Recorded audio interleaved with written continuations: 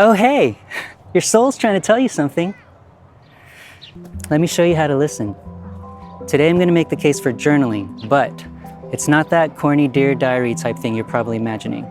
This is an easy, low commitment practice that'll help improve your health, give you better relationships, and help you make clearer decisions. My name is Bao Vo, and this is Mind Over Matcha, where I and my guests share our everyday epiphanies, which are tiny droplets of wisdom with the potential to change the way you see the world. Take what you need and bookmark the rest.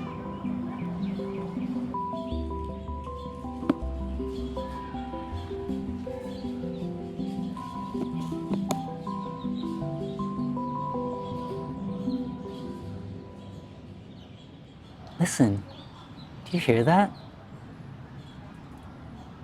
Oh, of course you don't. It doesn't make a sound, but it probably has the answers that you've been asking for. And it probably knows why you've been feeling a little off lately and what you should do about it. It probably knows what you want to do with your job and your relationship in the near future. It's the voice of the person who knows you the best in this entire world. It's your inner voice. And if you make a space to hear that voice, you can have a conversation with it. You can ask it follow-up questions. You can mirror back what it just told you, just in case there's some misunderstandings. Hey, doggy. That voice is real. It's the more grounded, wiser, calmer version of you. It's the same voice that comes out when you're in a really tense situation and you need to tell yourself to bow, focus on this thing, one step at a time. We're gonna get through this. Let's go. And it's what psychologists call distant self-talk. It's basically you're talking to yourself, but from a distance. You're overseeing your actions. Studies show that this kind of self-talk not only regulates your emotions and your anxiety, but it gives you a broader perspective and it helps you make clearer decisions. Sometimes people who meditate achieve this state that's called being the observer of their thoughts and their feelings. And once you get a glimpse of this observer state, you know that there's a wiser, calmer version of you inside. Journaling does something similar. I think journaling is meditation, but with ink. It externalizes all of the chaos and the confusion and the unclearness that's in here, and it gets it onto the page so that you can do something with it. All it takes is some intention and a little courage to listen to that voice. So today, I want to show you how helpful and therapeutic journaling can be. Then I'll show you what I think is the best way to start journaling and make it a practice that you can keep up with. So journaling is actually really good for your health. In the 80s and 90s, a psychologist named James Pennebaker did these studies on what he called expressive writing. And he just asked people to write about some of their most difficult experiences, trauma basically, for 15 minutes to 20 minutes a day for 4 days consecutively. And over time they measured that these people who did the writing compared to people who didn't, their anxiety decreased, their immune systems functioned better, their relationships were better because of all of these things, and they got better sleep. Why? Well, writing helps you digest. It forces these mysterious abstract feelings onto the page, where you can use language to process them and untangle those knots and find a direction forward. And of course, this happens because those people intentionally made a space and a time to do that. So here's the thing though, James Pennebaker focused on trauma, traumatic experiences. I don't think you need to wait for a crisis. I believe journaling can be helpful for every day.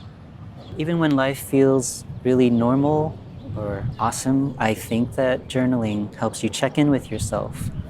And if there's nothing bad going on, you get a chance to express what you're grateful for.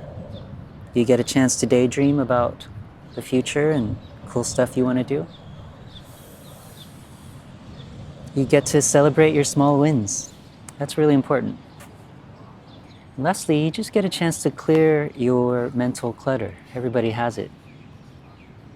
When you write down what you're feeling, you basically get a chance to get stuff off your chest. You make more space in here so that you can be more present and you can live a more intentional life. In the first Mind Over Matcha episode, I talked about building spaces with intention, and journaling is one of these spaces. It's a way of compartmentalizing a very challenging and a very private process. And if you don't do that, you never get a chance to. It all builds up, it gets in the way of your daily activities. So, instead of letting all that stuff interrupt your relationships, mess up your focus on whatever you're doing, you make a space to handle it. So in this private little writing space, you get a chance to process your feelings, why you feel them, what you want to do about them. You get to give yourself credit for stuff you've done. And you get to express gratitude for the people and the things that have helped you get through whatever you're going through. So like some days when I feel like I've been totally useless, I get into my journal and I list every single thing I accomplished that day.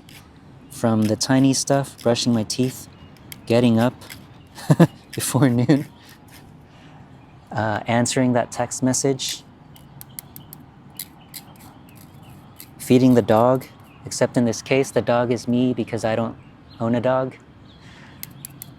And it makes me realize, hey, life stuff takes effort too. Brushing my teeth is a small win. Like, I should give myself credit for that. I'm not totally useless.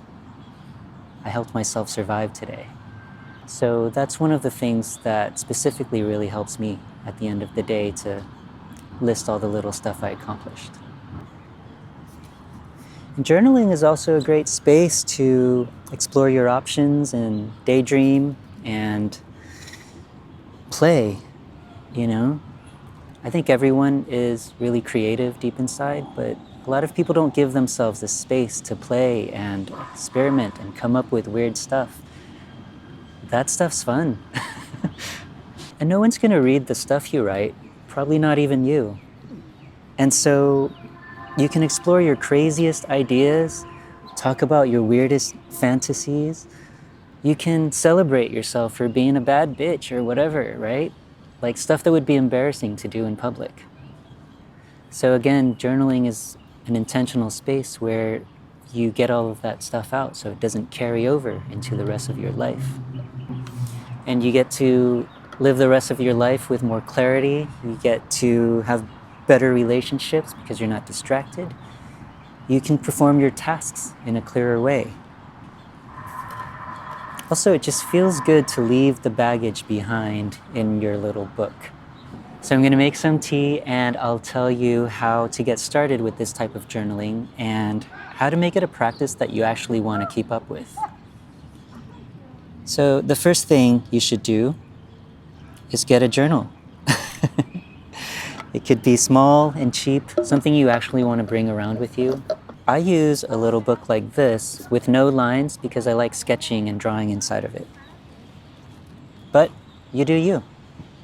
If you already have a journal and you're already using it, skip a page so that you know you're starting something new. The second thing you want to do is pretty much break the seal in your new journal. Scribble on the first page, draw a wiener or a heart or whatever, Just like basically fuck it up. This is so that you don't treat this book like some sacred thing. You want to get messy and personal with it. This is your journal to be sloppy. The third thing you want to do is decide on when you want to journal. This is really important. When and where. I usually journal in the mornings. I go in the backyard or stay in my room. And now there's tea. So now, let's actually write. I suggest you write by hand. This is because the process is so slow, you get to absorb everything you're writing down. You get to process it as you're writing it. Don't worry about grammar. Don't worry about spelling. Don't worry about how your handwriting looks. Just start with whatever's on your mind. Then go deeper. I'm feeling like this. And then ask yourself, why do I feel like this? What should I do about it? Who should I talk to about it, right? Go deeper into those feelings. Number 5, if you don't know what to write, do what I do and write. Just start writing and something will come. I've written that line hundreds of times in my books, and every time it gets the ink flowing, and just like ChatGPT, my brain says, oh, this is what the next line should be. And the very last thing is, you are the boss of your journaling. You're the boss of this process. So once you start using how I suggest, you can make it your own. For example, if you miss a day, just do it whenever the next time you can do it. But try to do it. Some days you'll probably just write nonsense that doesn't matter, and that's totally fine. The next time it'll be something profound, or not. You can do as I do and tape stuff into your journal, concert tickets, photos. You can write your to-do list in there if you want. There are no rules, you just have to do it.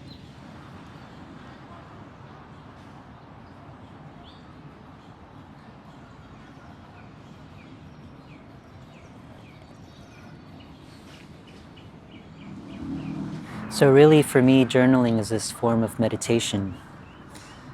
It's pretty much changed my life since I adopted it. It's helped me be more present with other people. It's helped me feel like my decision-making has been thought through. It helps me be more comfortable and confident about myself. I think for the folks that I've introduced this type of journaling to, this stream of consciousness, kind of therapeutic journaling, it's made a huge impact on their life too, which is why I'm sharing this with you guys. Because here's what I believe. I believe deep down you already know the answers to the things that you're confused about, the preferences that you have in life. You just kind of get distracted with all this other stuff, right? You get pulled away from the truth by other forces. But when you sit down with your journal and it's just you in this private space, you get to be back in touch with that. You get to have a conversation with that. So if you tried journaling after seeing this, please let me know in the comments and let me know what shifted for you after doing this for a few days or for a few weeks. I'd really love to know.